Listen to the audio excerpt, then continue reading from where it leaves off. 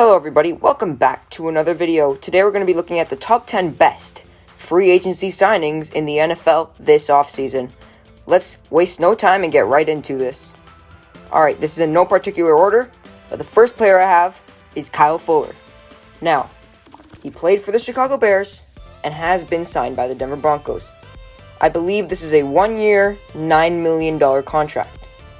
Now, why would I consider this such a great contract? Well, A, Denver needed a cornerback very badly. They were down to like the third, fourth string last year, and they got a great Pro Bowler for very, very cheap. I'm pretty sure William Jackson got signed on a 3-year, $40 million deal. And personally, in my mind, he's nowhere near as good as Kyle Fuller is. So, this cheap deal on a great cornerback for the Denver Broncos is awesome. Also, he gets to work with his former coach, Vic Fangio. Number 2, we have John Johnson. John Johnson is a safety who played for the LA Rams and has been signed by the Cleveland Browns. Now, why do I consider this a good signing? Well, Cleveland needed a safety. Their secondary last year was basically just Denzel Ward and Denzel Ward alone. So, they needed some help, and they got a great veteran safety in John Johnson to help captain and mentor that young defense to get them better, because we all know the offense is lights out at Cleveland, and with the great defense, they could be real contenders. So, John Johnson is just that another piece that fits right into the puzzle for the Cleveland Browns, and yeah, I just think it's a great signing by them. Number 3, we have Will Fuller. Now, Will Fuller, as we probably know, played for the Houston Texans and signed with the Miami Dolphins. Now, why is this great? Because the Dolphins desperately needed a wide receiver. After last year, all they had was basically Devontae Parker, and that's not enough. One receiver can't get the job done all by himself. And also, if they want to see how good Tua can really be, they need to surround him with some receiving threats. Now, the team has Myles Gaskin at running back, Mike Gesicki at tight end, Devontae Parker, and Will Fuller at wide receiver. That's a great young offense that can be very fast and very threatening to the opponents. But the one thing I have to point out to the Dolphins is that Will Fuller has been very injury prone over the last couple of seasons. And if he does get injured, they just have to be very careful for that. Or else the signing could turn into a real bust. Alright, next, I got Ryan Fitzmagic. He played for the Miami Dolphins last year, and he's played for like 19 other teams. And he has been signed by the Washington football team. Now, this is a great signing because Fitzmagic is a great veteran QB that I think fits in perfectly with the scheme they have at Washington, which is a lot of running and play action, which I think he's great at. And again, like John Johnson, he's a great mentor for the young offense because, they got the rookie Peyton Barber back there. They got Logan Thomas at tight end, who's like 3rd year, 4th year in the league. And then they have Terry McLaurin and a bunch of other rookie wide receivers. Now, Ryan Fitzmagic can help all these guys develop fully, and he can also help Taylor Heineke to really improve at the quarterback position and maybe take over as the starter. Also, Alex Smith was cut and has just retired. So, hats off to Alex Smith, great comeback player. But Ryan Fitzmagic, Washington football team, great replacement for Alex Smith and a great mentor for the rest of that offense. Alright, next we have Matt Judon. He has played for the Baltimore Ravens and signed by the New England Patriots. Now, Matthew Judon is an old veteran pass rusher. Now, he's not as much of a threat as he used to be, but he's definitely still great. But the Patriots just had a horrible pass rush last year. And Matthew Judon will bring a great increase there. Also, they signed Kyle Van Noy, who's not on this list, but it's a great compliment to Matt Judon as well. Also, as with a bunch of the other players on this list, he's a great mentor for the young defense, and he can really just help grow and evolve that D-line, and I think Bill Belichick has something big planned here. I think he's got something big with Matt Judon, so keep a lookout for that. Alright, next one we have is Kenny Gallaudet. Now, this one seems pretty obvious, and it is, because Kenny Gallaudet is just an amazing wide receiver. He played for the Detroit Lions and has been signed by the New York Giants.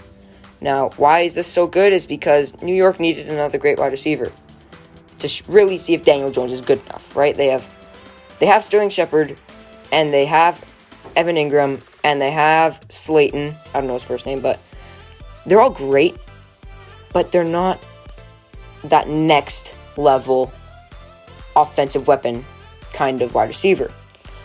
But Kenny Gallaudet is much more than that. He's an amazing wide receiver who can transform any offense.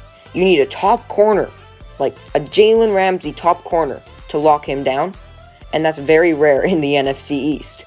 So I think this is a great addition for the New York Giants. And yeah, it just helps Daniel Jones grow and that offense grow altogether. Next, we have Patrick Peterson. He played for the Arizona Cardinals for the past many years, and he's been signed by the Minnesota Vikings. Now, this is a great signing because Minnesota's pass defense was just absolutely horrendous last year. Like, no offense to any Vikings fans, but that was bad. That was a really bad showing from the defense you had a few years ago. And, you know, Jeff Gladney didn't really work out. You let go of Xavier Rhodes, who had an amazing season last year. You're looking to bounce back a little bit, so you signed Patrick Peterson. You're hoping he can help develop Jeff Gladney, mostly, and the rest of your defensive secondary. Also, you got rid of Anthony Harris as well, and this is a great replacement for that as well. And, yeah, it just another mentor. A lot of these guys are old veterans, but as much as they won't do very much stuff on the field, or as much as they used to, he's still great, but he's not going to do as much as he used to in his prime. He can develop that team on the, off the field, and expect to see Jeff Gladney and the rest of that secondary improve greatly from having Patrick Peterson there. Alright, next we have Ronald Darby. He played for the Washington football team last year and is signed by the Denver Broncos. Now, why is this a great signing? Well, as I already said with Kyle Fuller, the Broncos were really bad with their pass defense last year. A lot of injuries. Now, if you have Ronald Darby, Kyle Fuller, and Bryce Callahan, that's looking like a top, plus Kareem Jackson and Justin Simmons. That's looking like the next no-fly zone, if you ask me. But, yeah, just basically, he's a great, solid corner. He's going to be there for the next 3 years. He's getting $10 million a year, which is like the average going rate for a corner. So, and he's also very fast. I think he was a track short distance sprinter in university, and he was really fast. We can lock down people like Tyreek Hill and Mecole Hardman. Alright, next player we have here is William Jackson. Now, he played for the Cincinnati Bengals and was signed by the Washington football team. Now, this is great mainly because Washington football team lost Ronald Darby. They need a replacement if they want to stay at that top defense, and they have a great one with William Jackson, keeping it very simple there. Alright, next we have Trey Hendrickson. Trey Hendrickson, not a very well-known name before last year. Last year he racked up something like 13 and a half sacks.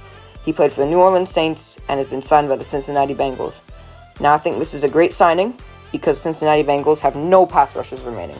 I don't know if they released Geno Atkins, but I know they released Carlos Dunlap and a couple of other guys there. So this guy's really going to be their main guy, especially considering Geno Atkins is getting very, very old. Also, Trey Hendrickson is pretty young. He's in the prime of his career. But one thing I'm thinking is that in New Orleans, he was surrounded by a few other great pass rushers that he won't have in Cincinnati. He had Cam Jordan, Demario Davis, the great run-stopping linebacker, and a few other guys. So it's really going to be the Trey Hendrickson show here. So if he doesn't put up numbers like last year, just remember he's probably getting double-teamed a lot more, which means he's freeing up other spots for different players to get sacks. So all in all, though, I still think this is going to be a great signing for the Bengals. And with that said, thanks for watching. That's the end of the video. I hope you if you did like the video, and if you didn't like the video, well then, just leave. And subscribe. But no, I was just kidding. All my viewers should be happy, and if you're not, well then, I'll try my best to make the videos better. But yeah, that's the end of the video. If you can subscribe if you really liked it, and watch some more.